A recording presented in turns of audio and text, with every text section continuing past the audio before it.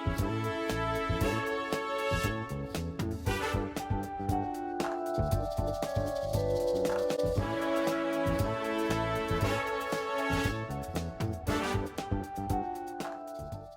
morning, everyone. It's Friday, March 5th. I'm Charlie Fink. It's This Week in XR with my friend and co-conspirator, Ted Schilowitz, the futurist for Viacom. Morning, Ted, Charlie. how are you doing this morning? I'm good. I'm in the weeds for an interesting thing. We're going to have our guest later to talk about why. But for those that you were in the production world for a long time, I was in the production world for a long time. We used to often say we're in the weeds. We have a lot of things going on. We're in the weeds. So I'm in the weeds today. Well, we have Milica Zec who will be talking about her VR production Tree, the critically acclaimed production that's been around the world, and her plans going forward. So Ted collaborated with her on that project. So I'm excited to speak with her at the end of the news segment. So speaking of news, Microsoft on stage at Collision, blowing everybody's mind with two very, very interesting and innovative approaches to AR. One, of course, World Mesh. We've been talking a lot about a one-to-one digital copy of the world appended exactly to it. Of course, LiDAR on the iPhone 12 can create such things. And now we're seeing Mesh in the HoloLens doing that on the fly. Right. So Microsoft had their big Ignite conference, and there's tons of sessions and all kinds of things. But Satya, the CTO, chose to kick off the entire conference with a focus on mixed reality, which I think is really important for our trajectory and our understanding of the stuff you and I have been professing, that this is going to really be important. And the CEOs of companies like Microsoft and Apple are very overt about their understanding of where the next compute platform is going to go. So they decided to kind of have an all-in moment this week. And it's interesting, they were also pretty collaborative. So they asked people that had Oculus Quests to go into AltSpace, which Microsoft bought a couple of years ago, which is a social platform, and watch, if they had a VR headset, watch the experience in AltSpace. And they really promoted the Quest as opposed to their own Microsoft VR headsets, which never really sort of got the kind of traction. So they kind of went with the tide, which is interesting. The experience in AltSpace was, average at best. It was fine. They did an acceptable job, but they did sort of just lean on a theatrical kind of like, avatars and then watching a movie screen. And they had captures of Satya and Alex and others. But they did bring some heavy hitters in at the end to really show their level of commitment to this, which I thought was interesting. They had James Cameron come on and do a little chat inside AltSpace, and you could just watch this on YouTube, or if you're on any of the portals that Microsoft has, if you want to see the 2D video version of it. And they brought in Guy from Cirque du Soleil and John from Niantic to demonstrate a little moment of what Pokemon Go would look like once you break it out of that magic window problem. And I thought it was really pretty important, a little Microsoft stiff, but very important to see this trajectory that it was headed on. Of course, Microsoft, since they came out with the HoloLens 2, has been hinting that there could be more of a consumer twist on it in the future. Of course, there's not going to be anybody paying $3,000 for the device and then $5,000 for an Azure license. Right. But certainly you can see how the technology is getting better and better. One thing that they demonstrated that's gotten a little less attention, but is no less exciting, is their new approach to holoportation, or remote holographic telepresence, so that wearing a HoloLens, Ted would appear to me to be virtually present, fully embodied here in my office, and the opposite would be true on Ted's end. There have been traditionally, Microsoft in 2016 made a demo, which was later revealed to be entirely fake, of someone speaking with a child who was in a remote location, and they were using the Microsoft sensors to create that 3D image, which had some dropout and was blurry, but was acceptable. So it turns out that actually wasn't real. They were in rooms next to each other, so they took out the equation of bandwidth altogether, which is the critical factor. And now they've come back with a real approach. Yeah. Yeah. And their way around it is to create an avatar of you, Right. so that all they're really doing is some sound and positional information. That's all they have to put out over the wire to create the illusion. Of course, you still need an external sensor, but the sensors are, I think we bought one at Chapman for less than $1,000. Yeah, they're becoming lower in cost. Yeah, they're not consumer, they're prosumer and business enterprise right now. But you, again, like most tech, coming down as VR has very, very rapidly. So I thought that was pretty exciting, a good approach. The avatars looked very impressive.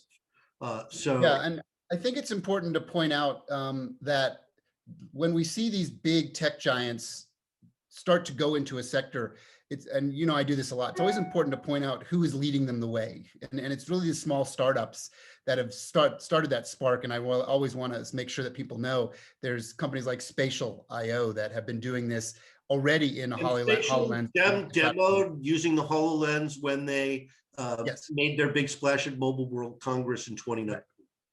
And like we like VR chat as kind of the leading, as Facebook does Facebook Horizons, and they keep pushing on it. It's always those young, small companies that I think are important to keep calling out for all of our viewers and stuff. I got early access to Facebook Horizons, which graphically is very impressive. But in exchange for that early access, I agreed not to say anything bad about it. So let's move on from that topic. Omni, the location-based entertainment company that puts you in a harness and you wear overshoes with ball bearings, and inside of a giant plastic dish, you can run. And it's a new approach to embodiment, right? Everybody hates the navigating with the joystick. It makes you sick. But if you teleport, it makes it more like a video game. Yeah. So here's a solution where you can run around, and they've got a home version, right? Their location-based business, which was based on the Omni Arena, and they were building that into a kind of hyper-localized esport, which had tons of potential, but I think they and everybody else recognizes that location-based entertainment may face some headwinds in the long term. So they've come up with this version, and they've offered it through a crowdfunding platform, Seed Invest, and they've just broke every record that Seed Invest had. $11 million, 4,000 individual investors. I think there may be some demand here, Ted, for some kind of an omnidirectional treadmill. This is another thing I've been talking about for quite a long time, as you know, this concept of the rec room of the future, right? Like people have home theaters, people have game rooms and rec rooms, and they would have a foosball table and a ping pong table. And in the future, people want to go further than just the VR headset. They want to actually have a place to be in these futuristic environments. And this is one approach. I remember years ago, Charlie, at the very beginnings of this renaissance of VR, when we were all experimenting with Oculus DK1s and going to these conferences in San Jose, it was a tiny little company that basically just built sensors on your feet, and you just ran in place. And it didn't require all this gack of the whole thing, and it worked remarkably well. I don't think they ever sort of got anywhere with it, but it was just one of those things that I just keep hoping that someone brings that back too, because we need different solutions for this kind of stuff. And I think that the treadmill problem, if you will, and of course they just didn't address this in Ready Player One, but the treadmill problem is you have to be held in place. Yeah. And it's still a treadmill. It still takes up lots of physical treadmill, and you get winded and you sweat, which is always an iffy thing in VR because you're being shot by zombies, but now you're fogged up. So, there's some challenges with that approach, but people want locomotion, and it's sort of be careful of what you wish for. I just think it's an important step, because if you have 4,000 enthusiasts today, you'll have 4 million in 5 years, right? So it's really interesting. I never would have predicted that. So good on Omni, and I really, really hope this catches on. The problem is people have to use their software development kit. So Omni is building or adapting titles themselves. Right. So they have to get to a scale where it would make sense for developers to offer a version which integrates the Omni. But a lot of fun, very forward thinking, and I agree. Some kind of treadmill is going to come along that really is going to capture people's imagination and wallets. It could be the Omni. But there are also, as you pointed out, other solutions that haven't yet gotten that kind of traction, but it's early days. I was an advisor to a small company out of Australia that's still kicking it around with something called Alto, which was another approach to this, a disc that you sort of moved and leaned on to sort of move forward and backward. And they may still have a path forward too. We just keep an eye on all these things. There's all kinds of little companies. Interesting segment. Moving on to the rumored Oculus Pro and the not talked about Oculus for Business, which all of a sudden I've heard about from 3 different subjects that I interviewed. So I guess Oculus does have a version which does not have to tether to a personal smartphone, which is the biggest obstacle that the Quest has faced in enterprise. But apparently there is. So for all of you in enterprise, write to Oculus because they've got this thing. Smart of them, of course, because otherwise Pico was going to eat their lunch in the enterprise segment. So, you have to be able to remotely control and manage the software on the Quest. Now, there's nothing wrong with employees and people using the Quest for other experiences, but it has to be controlled by IT. There may be license issues and other things that have to be solved before you put software onto 4,000 headsets. For example, Bank of America just got 4,000 of these puppies that they've sent to their branches and that they're going to use for training. And they will be remotely managed by some Bank of America IT central network.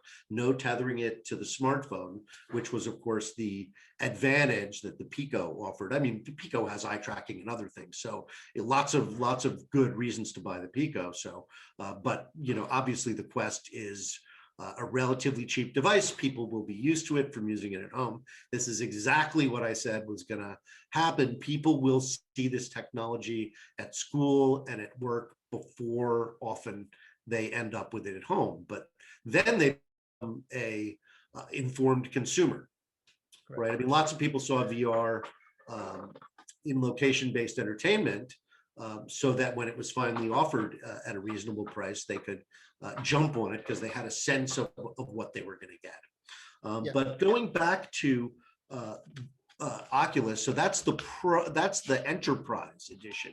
What is the Pro edition going to offer? Yeah, this is a piece of news that I don't have much information on. All I can do is reflect backwards at the last time we all gathered in person at an in-person Oculus event. They had a whole section of that convention that was the enterprise part of Oculus, when it was still the Quest 1 as their demonstratable and the Oculus Go, right? They were using those tools. And they had partners. So they had our friends at Tailspin and others that were demonstrating. And this was before you talked about it as tethered to the smartphone, which I think what you're talking about is that you have to have a personal Facebook account, right? To sort of, and then you have to have your smartphone is the key, right? Software, right? It's what's telling the headset that you own it.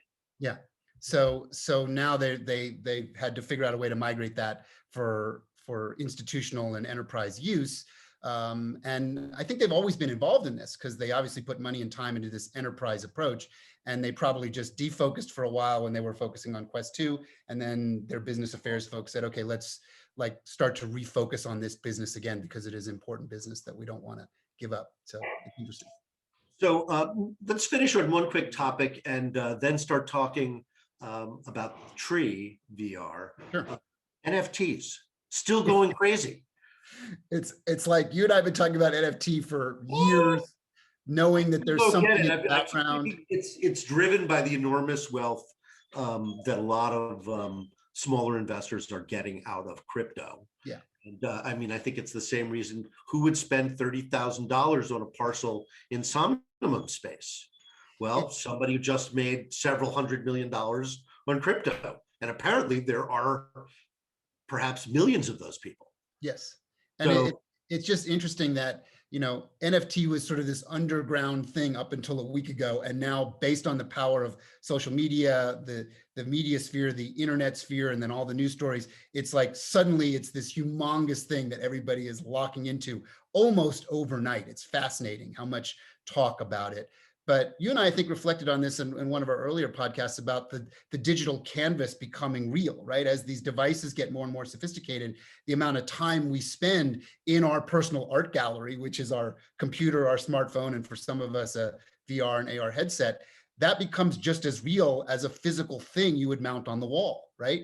So it makes sense that people have an awareness of how you tie value to that. And when you can tie actual value to that, because it's no longer something that just can be duplicated over and over again, like a sports moment. If you look at the Top Shop stuff that has happened with the NBA, hundreds of millions of dollars raised to basically sell a moment in an NBA game that's just traditional 2D video, a clip.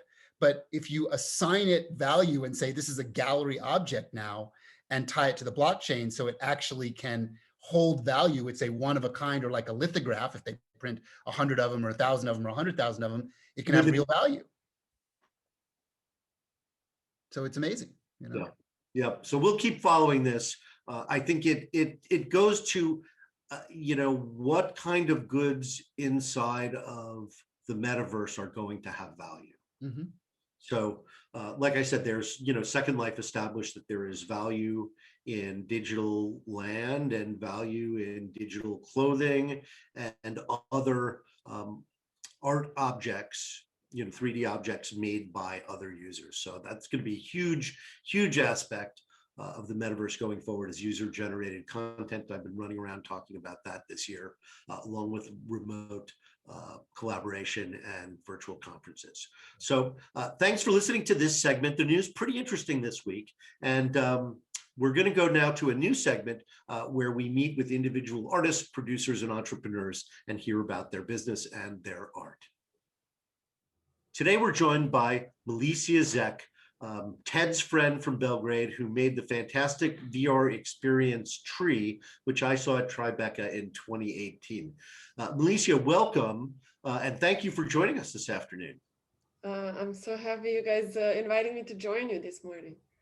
Ted, you and Milica worked together on Tree, right? Yes. So I've been an advisor on this project, which is why I'm in the nature this today for the visual version that I thought would be appropriate.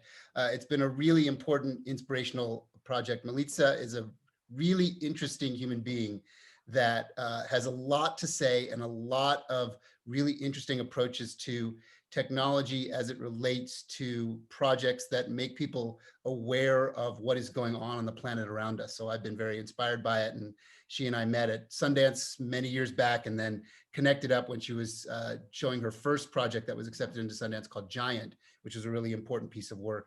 Then moved on to Tree, and now she's got a new project that she can tell us a little bit about that's expanding on Tree. So I'm very excited to have her here. And she's from a very interesting place in the world too, she can tell us.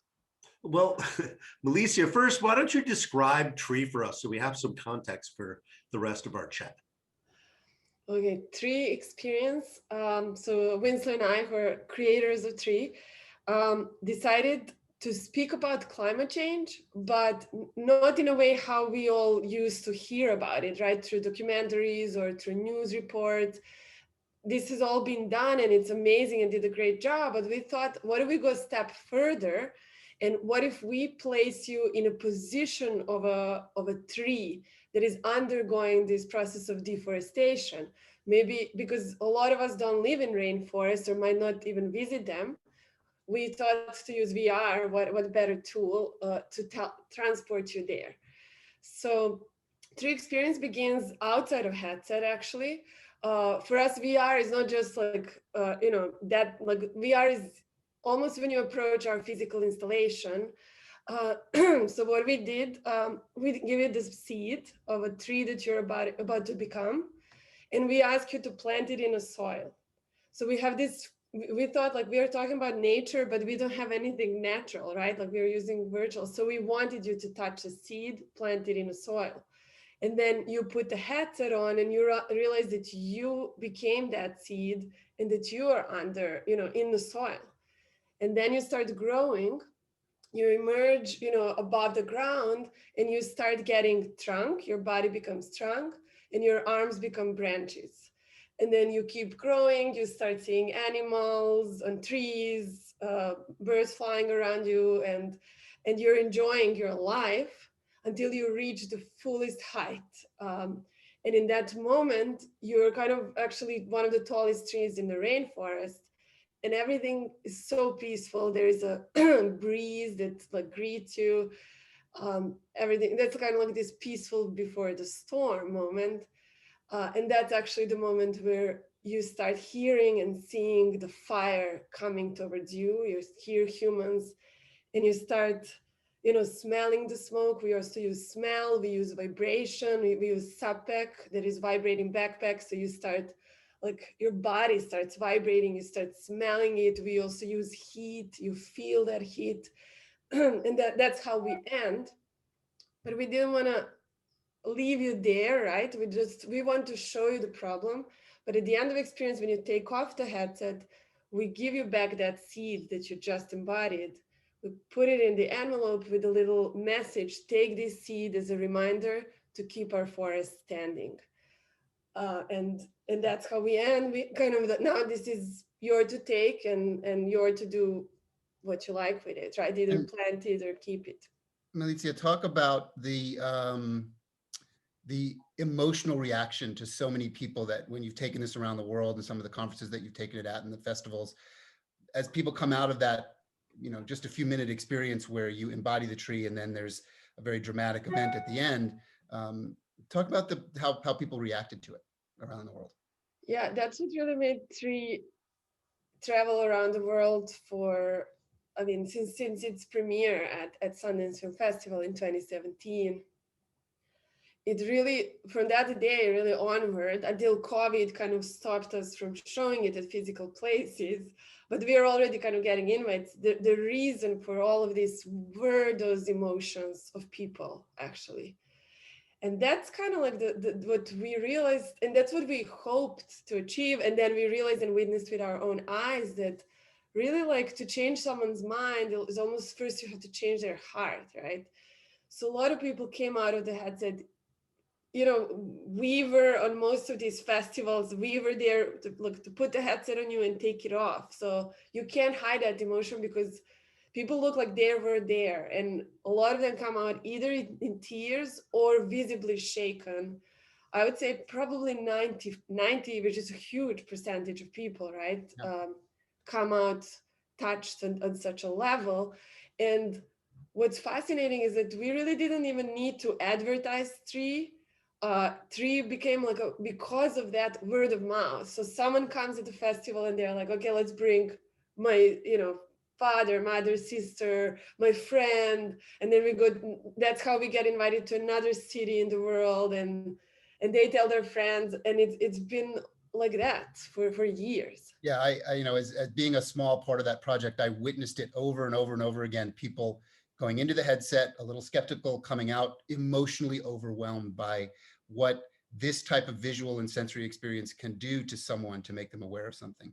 We have just a couple minutes left. Do you want to talk about the trajectory forward for just a moment as to what you're working on now? Yeah, because we understood, we did travel for several years, and we showed Tree to about 100,000 people, which is a big number for VR, but it's not really a big number for climate change. What's happening, like 6 to 7 billion people need to understand what are we doing to the planet now, right? So how do you scale that? VR not at the moment, because VR didn't become so widespread as we all hoped. It's taking its own time, as you guys know, but AR could be that solution. Right. And creating an experience around deforestation, but on your phone, right? So that we can at least, I think that there is around probably 2.5 billion AR compatible devices as of now around the planet. So that's already a bigger reach. So that's what we are working on, creating ideas around the mobile game, basically. And if people want to learn more about Tree and go online and watch some of the videos of people in it and see some of the background, you have a website and some things you might want to let people know about? Yeah, the website is treeofficial.com. There we go. Good. Great. Charlie, any other questions?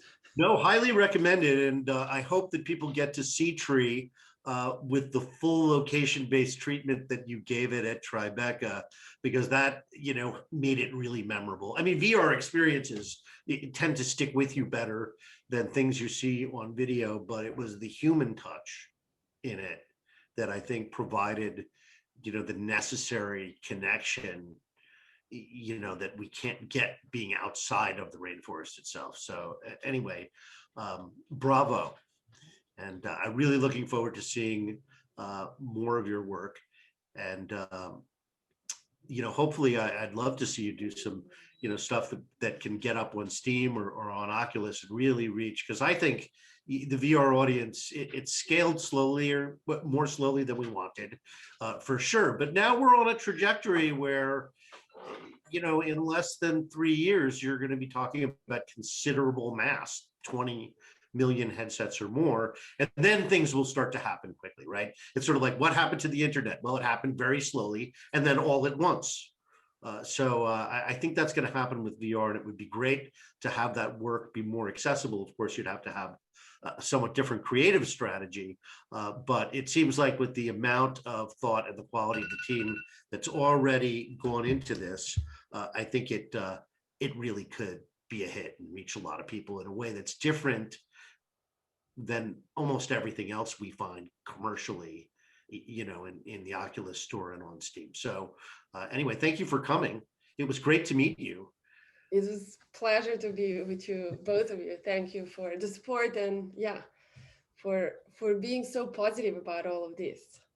Well, and it's interesting for me because Milica as an individual is talented and inspired. Like, she stays with it. It's not an easy road to go down to do this stuff in an emerging medium and show something that's really important for all of us. This existential threat that is continuing to pound in on us from all aspects. So I just can't do enough to keep it in the conversation.